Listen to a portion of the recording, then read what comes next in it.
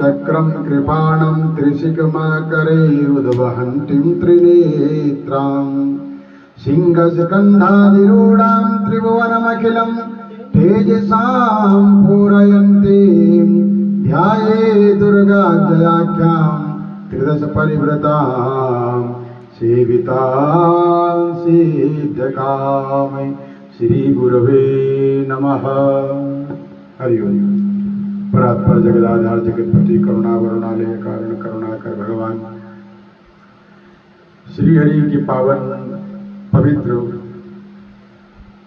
चरण उपस्थिति में आज हम सब लोग इस पृथ्वी धराधाम के ऊपर पृथ्वी माता के सिर मुकुट हिमालय और उस हिमालय पर्वत के सुंदर मणिकूट पर्वत की इस पर्वत श्रृंखला के मध्य में इस अद्भुत अनुपम अद्वितीय आश्रम में, जिस आश्रम में बड़े बड़े संतजन दिव्यजन तपस्या रत हैं और भगवत कथा में उपस्थित होकर के हम सबको अपना दिव्य आशीर्वाद प्रदान कर रहे हैं, उन सभी दिव्य आत्माओं को हमारा प्रणाम। प्रणाम इस आश्रम और आश्रमीय व्यवस्था में परम तपस्विनी साध्वी माता जी को, प्रणाम शुद्ध प्रबुद्ध आचार्य मंडली को और अद्भुत श्रोतागणों को, जिनकी दिव्य उपस्थिति से भगवत कथा अपने आप प्रस्फुटित होती है और मां शारदा आप सब पर अनुग्रह करने के लिए शब्दों का सुंदर विन्यास और कथा में रस प्रदान करती है। ऐसी रसवती सरस्वती मां भगवती को प्रणाम। प्रणाम मार्कंडेय ऋषि को, जिनकी कृपा से ये दिव्य मार्कंडेय पुराण की कथा श्रवण का आज नवरात्रि का ये 9वां दिन और 9वां दिन सिद्धिदात्री का दिन है। देखिए, सिद्धि उसे ही प्राप्त होती है जो जीवन में सीधा रहता है। उल्टे लोगों को सिद्धि मिल जाती है पर वो सिद्धि क्षणिक होती है, परंतु सीधे लोगों को जो सिद्धि मिलती है वो सीधे उस परमात्मा तक लेकर के जाती है। कुछ उल्टे लोगों को भी सिद्धि मिल जाती है या सिद्धि मिल जाने के बाद लोग उल्टे हो जाते हैं। इसका अर्थ ये हुआ कि परमात्मा जिसको सिद्धि देते हैं उसको माया में उलझा देते हैं। ये देखो, मेरे मंत्र से अब ऐसा होने लगा है, मैंने सम्मोहन सीख लिया है, अब मैं किसी को भी मोहित कर सकता हूं। और धीरे धीरे वो मोहित करता करता क्या करता है, दूसरे की पत्नियों को अपनी ओर आकृष्ट करना शुरू कर देता है और फिर स्वयं भी व्यभिचार और बुरे विचारों में फंस जाता है। तो बोलिए, उसकी सिद्धि किसी काम आई? उसकी सिद्धि उसको नरक की तरफ लेकर के जा रही है, जबकि इस सिद्धि के द्वारा उसको परमात्मा के दिव्य पद और पदार्थ की प्राप्ति होती है। परंतु क्या हुआ, छोटी छोटी सिद्धियों के माध्यम से वो सीधा नरक की तरफ जाता है और सिद्धजन सिद्धि प्राप्त करके साधना के माध्यम से अपने साधना पथ पर रह करके उस परम साध्य को प्राप्त करके उसी में मिल जाते हैं। त्वयि मयि भेदो न संभवः। तुझमें मुझमें है भेद यही, मैं नर हूं तू नारायण है। मैं हूं संसार के हाथों में और संसार तुम्हारे हाथों में। इसलिए छोटी छोटी सिद्धियां मिल जाए ना, मारणम मोहनम बस्तम स्तंभनो चाटनादिकम, ये दुर्गा सप्तशती से सहज मिल जाती हैं।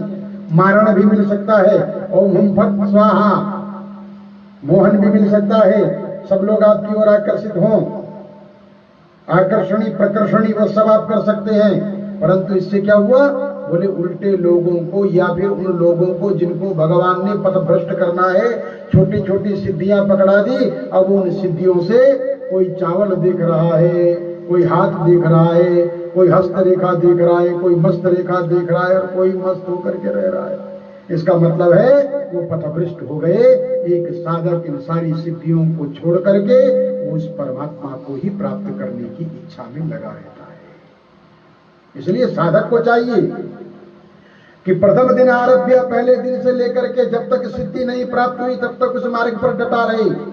प्रथमम शैलपुत्री शैलपुत्री अर्थात शैल महाराज हिमालय की पुत्री। आप हिमालय के पुत्र बन जाओ, उस हिमालय जैसी कठिन चढ़ाइयों पर साधना करते हुए ऊपर बढ़ो। पहले दिन शैल पर तुम चढ़ पड़ोगे। और शैलपुत्र कहलाओगे। ब्रह्मचारिणी, अपने आप को ब्रह्मचर्य व्रत का पालन करते हुए अपनी इंद्रियों को संयम और नियम से तपा करके अपने बस में करते हुए आज सिद्धिदात्री का दिन है, जब सिद्धि की प्राप्ति होती है। वो सिद्धिदात्र बन जाता है, वो सिद्धिदात्री बन जाती है और आपके जीवन में सिद्धि आनी शुरू होती है, अर्थात आपके जीवन में सीधापन आना चाहिए। सिद्धि का मतलब आकाश में उड़ना नहीं। हनुमान जी आकाश में उड़ते थे अपनी नव अष्ट सिद्धि नव निधियों के द्वारा, परंतु हनुमान जी ने करना क्या शुरू किया? दास्य भाव स्वीकार किया। नवदा भक्ति में दास्य, मैं रघुनाथ का दास हूं, मां मैं उनका दास हूं। किनका दास हूं? राम दूत मैं मातु जानकी और सत्य शपथ करुणा निधान की। अरे बेटा तुम कैसे ये चढ़ करके ये पूरे के पूरे समुद्र को लांग करके आए? बोले माता शाखा मृग की बड़ी मनसाई शाखा पे शाखा पड़ जाई। ये कोई हमारी वो नहीं है, ये तो हमारे परमात्मा दास से भाव सिद्धि प्राप्त करने के बाद भी। और भगवती भी वही दे रही है। जगत जननी भगवती सीता हनुमान को क्या दे रही है? अष्ट सिद्धि नव निधि के दाता असवर दीन जानकी। अरे माता ये अष्ट सिद्धियां नव निधियां तो पहले ही मेरे पास है। अष्ट सिद्धि और नव निधि, ये जो आप दुर्गा सप्तशती का पाठ कर रही है नव निधियां हैं। दूसरे शब्दों में ये नव निधियां हैं। 9 दिन में आपने इन निधियों की साधना की है। हिमालय पर बैठ करके हिमालय की पुत्री शैलपुत्री का पूजन किया, पहली निधि आपके पास वो आई। आपने 9 दिन तक उसकी 9 निधियों को प्राप्त करने की श्रेणी बनाई और उस पर चल पड़े। मां ये तो पहले ही मेरे पास है। तो मां ने कहा बेटा मैं जानती हूं कि ये है, परंतु ले मैं तुझे वरदान देती हूं, अष्ट सिद्धि नव निधि के दाता। आज से तुम दाता बनोगे, सिद्धिदाता सिद्धिदात्री। आज तक तुम्हारे पास है पर तुम देना नहीं जानते। आज तुम सिद्धि तब आज तुम्हारे पास आएगी जब तुम देना जानोगे। हनुमान जी महाराज को दाता बना दिया। कहा मां इतने से पूर्ण नहीं हुआ, तो मां ने कहा अजर अमर गुण निधि सुत हो और करही सदा रघुनायक छो। जाओ तुम पर रघुनायक हमेशा कृपा करते रहेंगे, तुम अजर अमर हो जाओ। तो मार्कंडेय पुराण की ये अद्भुत कथा, जिस अद्भुत कथा का हम सब लोगों ने श्रवण किया, अनेकानेक कथाएं हमने सुनी, बड़ी कृपा, और उससे बड़ी कृपा मार्कंडेय महाराज ने देवी महात्म्य हमें दिया। देवताओं के अनेकानेक महात्म्य अनेकानेक पुराणों में हमने पढ़े। कहीं हमने कृष्ण का महात्म्य पढ़ा, कहीं राम का महात्म्य पढ़ा, कहीं देवों का महात्म्य पढ़ा, कहीं ऋषियों का महात्म्य पढ़ा, और मार्कंडेय ऋषि की कृपा हुई कि हमें देवी महात्म्य की प्राप्ति हुई। और देवी महात्म्य में का पहला अध्याय 13 अध्याय है देवी महात्म्य में। मार्कंडेय पुराण अंतर्गत दुर्गा सप्तशती 700 श्लोकों में ये 13 अध्याय। तो 13 अध्याय में बता, पहले अध्याय में क्या हुआ? का पहले अध्याय में भगवती की शक्ति को जागृत करना और मधुकैटभ का वध भगवती देवी की प्रेरणा से विष्णु के द्वारा करवाना, पहला अध्याय। दूसरे अध्याय में देवी के तेजस, सारे देवताओं के तेज से देवी का प्राकाट्य, और उसके साथ महिषासुर की सेना का वध करना। तीसरे अध्याय में महिषासुर का वध। और चौथे अध्याय में देवताओं सक्रादि स्तुति, सारे देवताओं ने मिलकर के भगवती की परम सुंदर स्तुति की। पांचवा अध्याय देवी दूत संवाद, जहां देवी ने दूत बना करके चंडमुंड को भेजा और उसके बीच में संवाद हुआ। वहां भगवती की प्रतिज्ञा, क्या प्रतिज्ञा? भगवती कहती है तुम्हारे महाराज से विवाह तो मैं कर लूं, परंतु मैं अपनी प्रतिज्ञा क्या करूं? जो मैंने पूर्व में प्रतिज्ञा की है, समय प्रतिबलो लोके यो में प्रतिबलो लोके समय भरता भविष्यति, यो मां जयति संग्रामे यो में दर्प पिप्रोहति यो में प्रतिबलो लोके समय भरता भविष्यति। दूत संवाद। 6वें अध्याय में धूम्र और लोचन का वध। 7वें अध्याय में चंडमुंड का वध, और चंडमुंड के वध का करने से भगवती चामुंडा देवी बन गई, चामुंडे विख्यात। और 8वें अध्याय में रक्त बीज का वध करके भगवती कालिका का स्वरूप प्राप्त करती है। 9वें अध्याय में निशुंभ का वध, 10वें अध्याय में शुंभ का वध, 11वें अध्याय में देवताओं ने फिर देवी की सुंदर स्तुति गान किया। 12वां अध्याय भगवती का महात्म्य है और पाठ का फल है।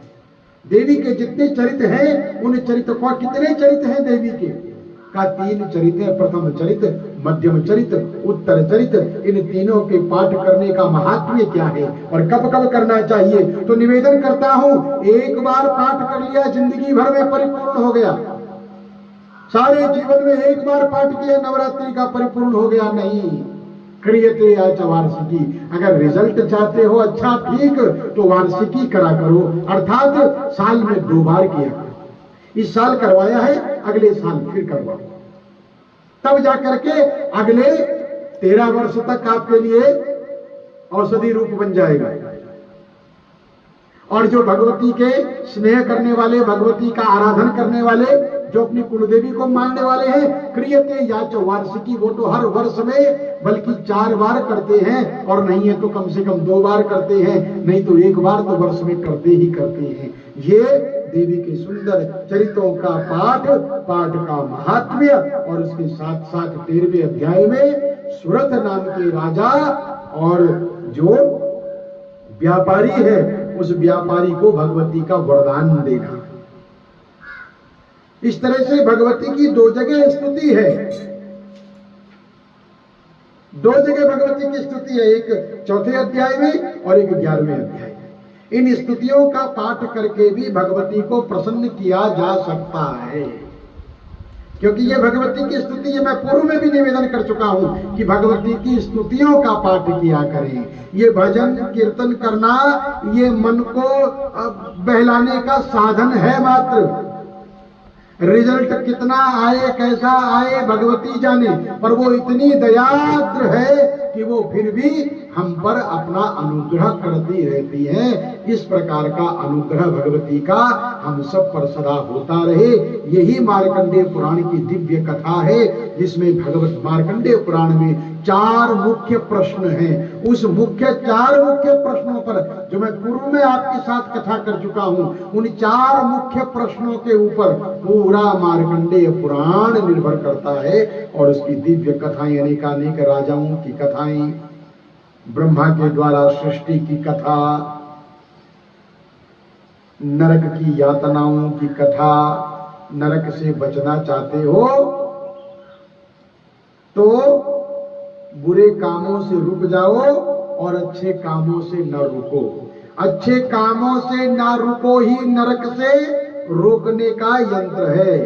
अच्छे कामों को निरंतर करते चले जाओ, उस भगवती को सुंदर विनय पूर्वक स्तुति करते चले जाओ, सुंदर दीप जला करके उस भगवती की आराधना करते रहो। यही मार्कंडेय पुराण का प्रसाद हम सब लोगों के। एक बार प्रेम से बोलेंगे, जय काला शेरा वाली रा, बोल साचे दरबार की जय हो।